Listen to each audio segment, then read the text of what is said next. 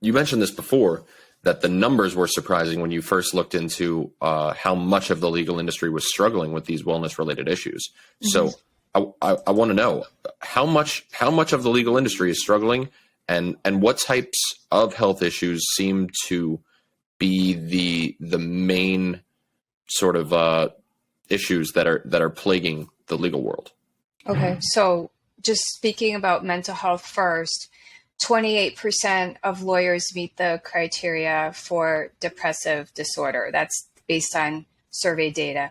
18% meet the criteria for anxiety disorder.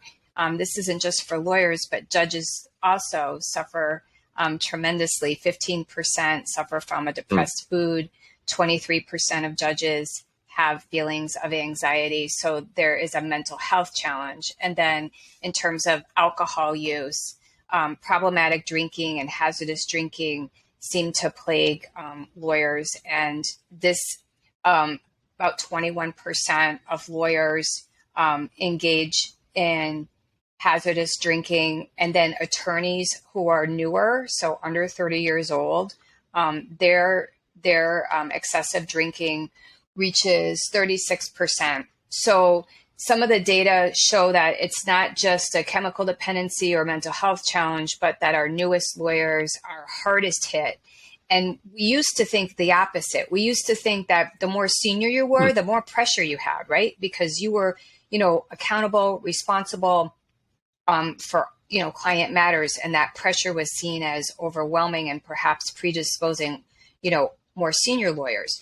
But what we learned from the data is that the newest lawyers are most at risk. And then we've also have data from law student studies that demonstrate that the challenges begin in law school, where you can see, again, there's a culture in the law schools prepping you for a career in the law.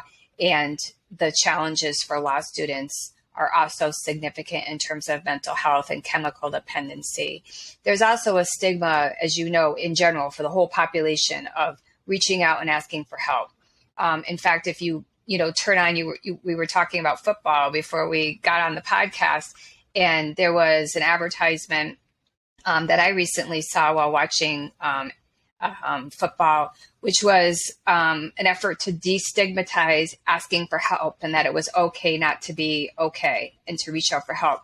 That stigma affects everybody across the globe. So it's not just unique to lawyers, but for lawyers, because of our culture and the notion that you're really on your own. That's what the expectation seems to be, or a lot of people believe that they're on their own. And so you have to handle everything on your own. And that could be a contributing factor to what we're seeing.